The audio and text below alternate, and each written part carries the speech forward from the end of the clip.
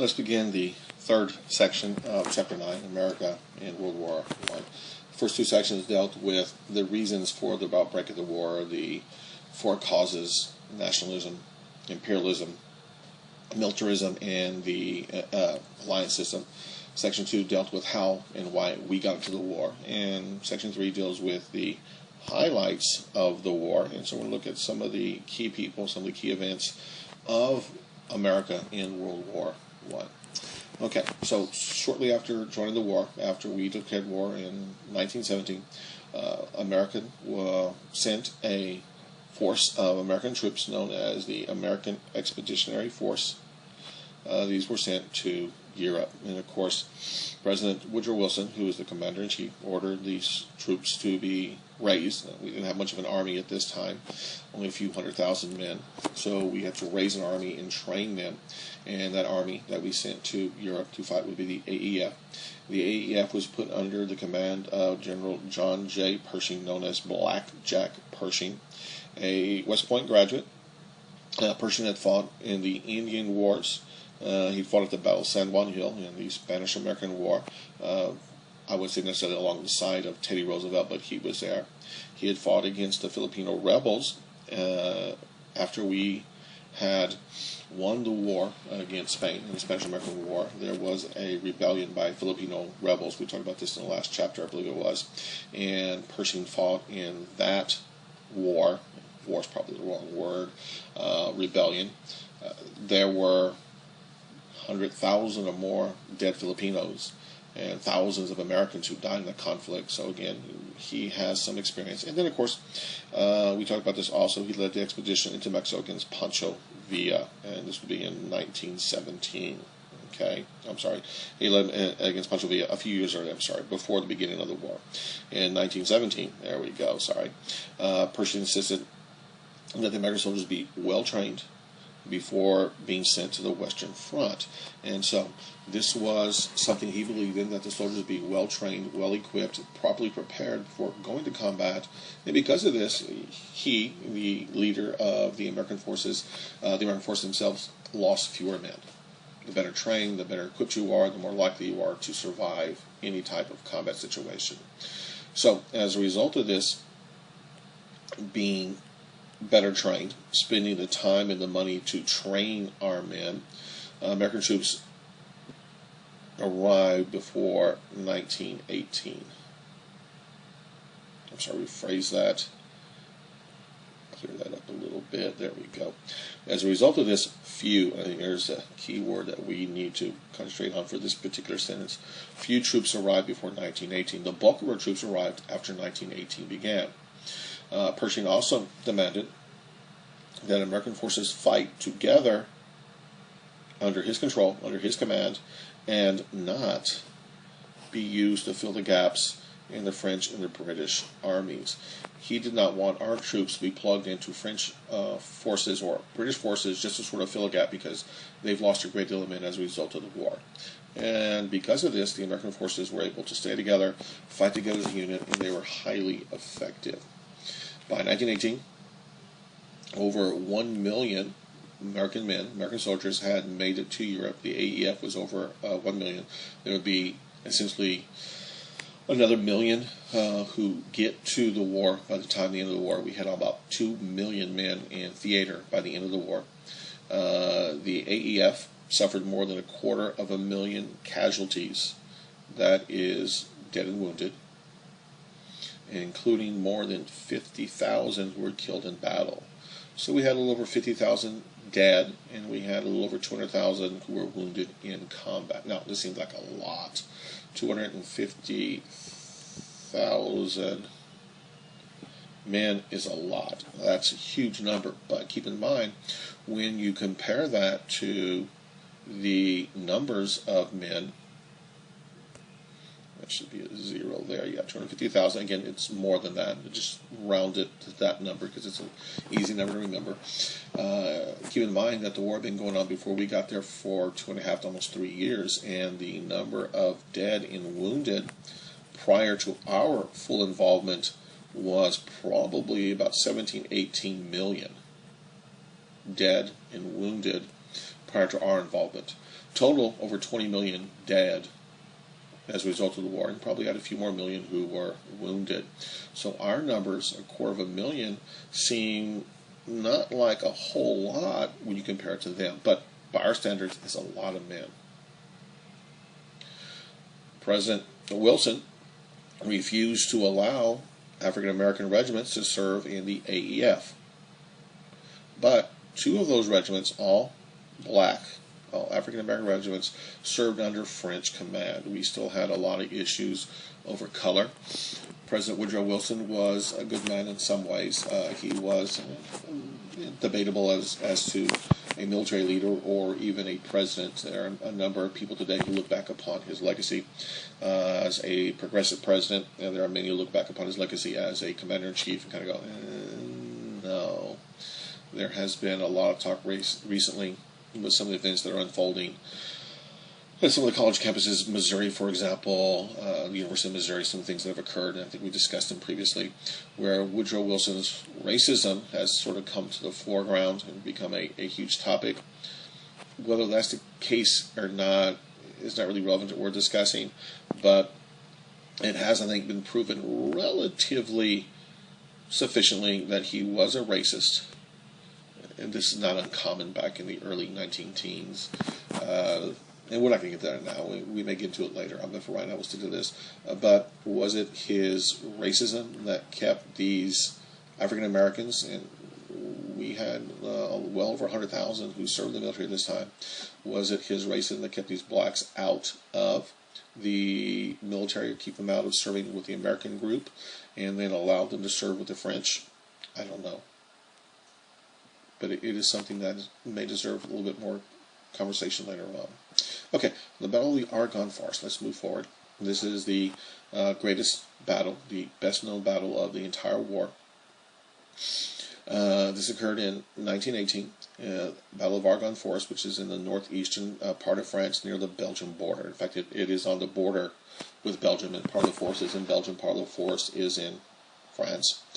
The Germans had spent several years fortifying their positions in the forest, which the Germans, believed were unassailable, which means that they were unpenetrable, that they were pretty well made. The terrain was steep.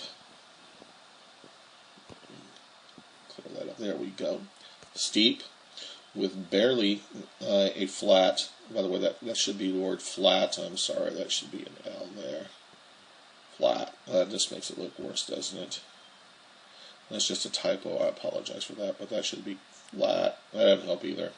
You know what? I'm going to stop doing that. You just know it's flat. A flat piece of land. So it was pretty steep. And of course, it is a forest, hence the name, the Argonne Forest. And so it was pretty steep, and it was difficult to maneuver. One general remarked that it was a region of forgotten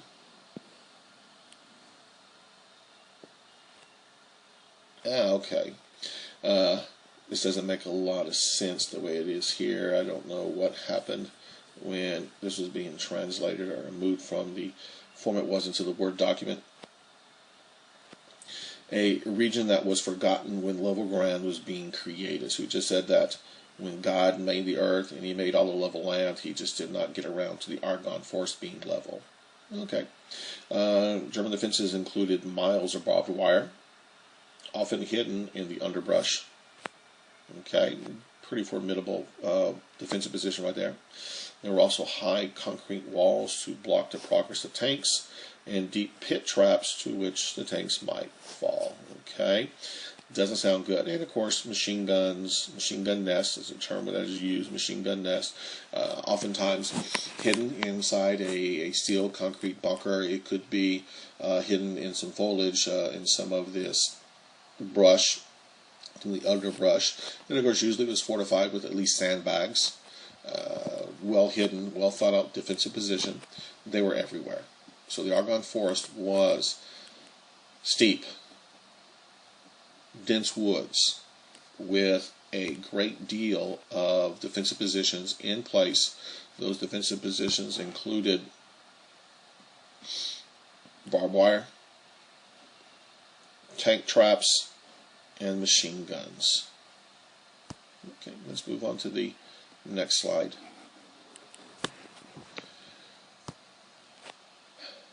The AEF under General Pershing assembled about 600,000 soldiers and 40,000 pieces of artillery. They fought through the hilly terrain, shattering the German defenses and opened a hole in the German lines.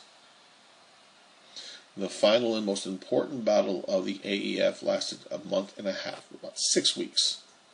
A total of 1.2 million Americans were involved in the campaign from the beginning to the end, of which 117,000 were killed or wounded. I think this is also one of the vocabulary terms we went over a week or so ago. So 1.2 million were involved, 117,000 casualties, dead and wounded.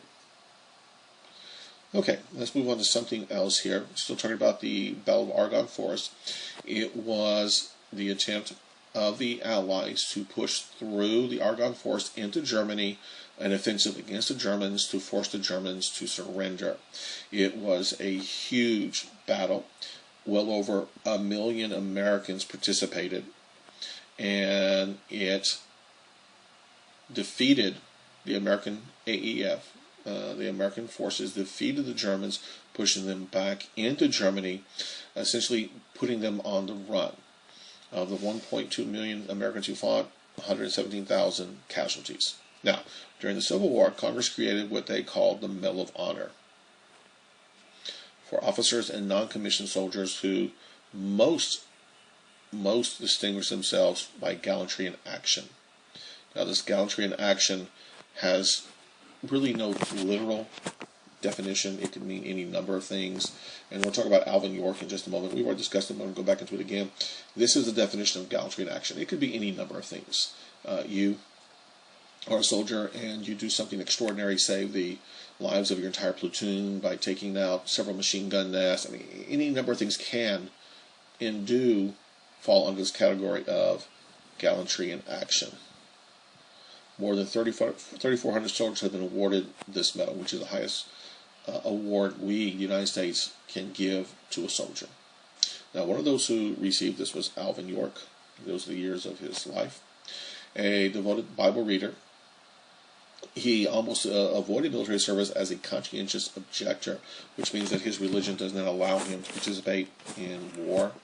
There are a number of religions that are so strong in this belief. Now, all religions are pretty much against war, but there are certain churches, certain religions that are above and beyond that.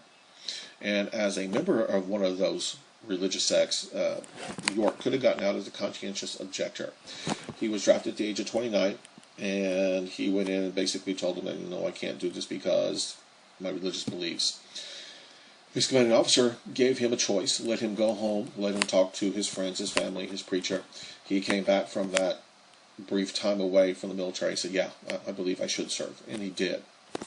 In many ways, he was pretty typical of the draftees. He was underprivileged and undereducated. He came from the back hills of Tennessee. He probably never owned a pair of shoes until he was a teenager. But he could hunt, and he could fish, and he could track, and he is a perfect soldier. Much like the American Revolution, he and the soldiers of the American Revolution made their living or were able to survive by being able to hunt. And he was a crack shot. He was used to being outdoors. And the underprivileged, uneducated stuff, that's pretty typical of America at that time. Now, of course, that has changed as we have required mandatory schooling up to the age of 18, through the 12th grade, blah, blah, blah. But he was pretty typical of that day. He was not typical in the sense that he was really a born soldier. His environment growing up made him a perfect soldier. Anyway, the draftees who were sent to France, they were sent there to make the world safe for democracy. Okay, pretty simple stuff. We felt that the bad guys, the German, Austrian side, were attempting to enslave, through imperialism, enslave Europe. Anyway, to get back to this, so York was one of several million who was sent there from the United States, part of the AEF, in the Battle of Argonne Forest. Again, we talked about that about a few moments ago. With nothing more than his rifle and his pistol, He reportedly killed 25 Germans and captured 132 prisoners. Now, we've already discussed this. I'm not going to go into more depth into how and why that was done right now. We've already talked about that. With a little more than a rifle and a pistol, and the rifle being a bolt-action rifle, not a full automatic as we have today, but with a bolt-action rifle, he was able to kill 25 Germans, and he captured 132 prisoners all by himself. For that, he was awarded the Congressional Medal of Honor and pretty much every other award that every nation on the Allied side had to give. Okay, another slide or two will be done with this section, the home front. 1917, 1918, the years that we were in the war. To fight the war, President Wilson was given sweeping powers by Congress, and this is not uncommon. In any wartime event, any warlike situation, the president, the executive branch, takes on more power. And Wilson was not afraid to use it. He established several agencies to regulate the economy during the war. Railroads were placed under direct government control. Congress passed the Selective Service Act, one of our vocabulary terms, and millions of Americans were registered for the draft. And over 2 million troops eventually reached Europe. Not all were drafted. Probably about a fourth were volunteers, but we did draft well over 1 million, probably 1.5 million men. And eventually, of all the men who served, about 2 million made their way to Europe, while women and African Americans filled many of their jobs at home. So we had 1.5 million drafted, give or take a few thousand. We had about 500,000 who volunteered, and so we're looking really at about 2 million, give or take, about a little bit more than that, but around 2 million in uniform, and their jobs back home had to be filled. So what did we do? We went to two groups who were usually excluded from the workforce, women and blacks. They served at home in the jobs that the men who were now in uniform had once done. So women took the place of their fathers, their husbands, their brothers in the factories, in the fields. Same thing with blacks. And this is referred to, as far as the African Americans go, as the Great Migration. I think one of our vocabulary terms. We had tens of thousands of young blacks move from the South to the North, seeking employment, full-time employment in the factories of the North, in the meat packing industry, in the textile industry, and all those other different industries that were now growing, and all those industries that now needed workers because of the 2 million men who were in uniform. The cost of the war was about $30 billion. Now again, this is $30 billion in 1918 money. We're probably looking at upwards of several 800, 900 billion, probably in the trillions, $1 trillion plus in today's dollars. We're talking a fabulous amount of money. But most of the cost of the war was paid for by higher taxes and selling of war bonds. The war greatly benefited the American economy. Lots of people were working. Lots of people who before had been excluded from work, like women and African Americans, who were excluded from the average job. Most, again, women at this time were, I think we've discussed previously, housewives and mothers, and African Americans were primarily field hands in the South. And now we have two groups who were underrepresented in the economy are now a huge part of the economy. So the war greatly benefited our economy because of the people working, and we exported tons, literally tons. I can't even begin to guess how many tons of equipment, food, weapons, munitions, clothing, medicines. We exported those to our Allied friends. During the Civil War, civil liberties were curtailed to meet the wartime needs. Now, this again is nothing new. Abraham Lincoln, during the Civil War, suspended habeas corpus and shut down a number of newspapers who were not flattering to him or the North's war effort. And so in 1917, the Espionage Act was passed. I realize it's a little bit difficult to see there with the word "dossier." I'm sorry about that. I think we've already discussed this in vocabulary terms. But the Espionage Act made it a crime to criticize the war effort. So, is it uncommon for the government to do things to suppress opposition during war times? No, it is not uncommon. It's happened numerous times. And this is just an example of that.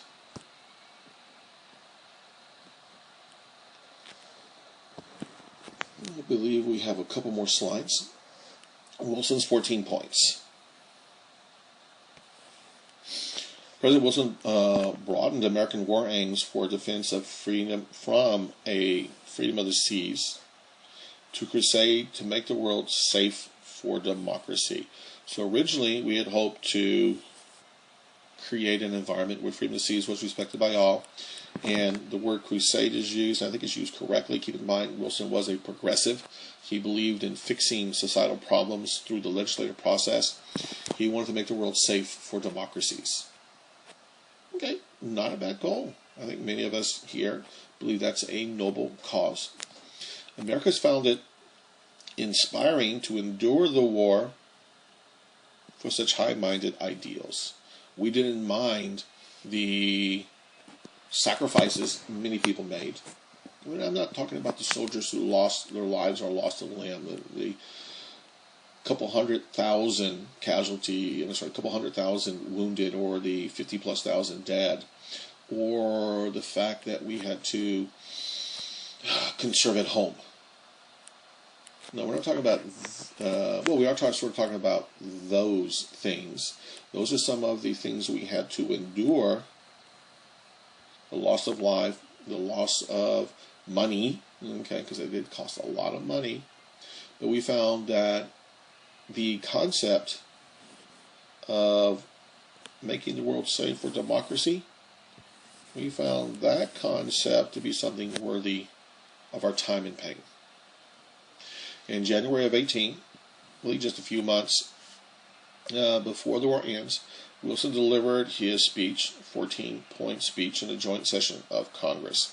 The 14 points stated that each major European nationality, like the Poles, the people from Poland, would be given their own country and government. And of course, we expect that government to be democratic. Austria, Hungary, and the Ottoman empires were therefore to be divided up, and several new nation states were to be created. Poland was to be reborn, and I'm not gonna butcher that. The Lorraine, I'm sorry, I don't speak French. If any of you do, you can go ahead and yell it out right now. Go ahead, 1, 2, 3, go. I guess not. Anyway, was returned to France. Okay, these are all part of his 14 points.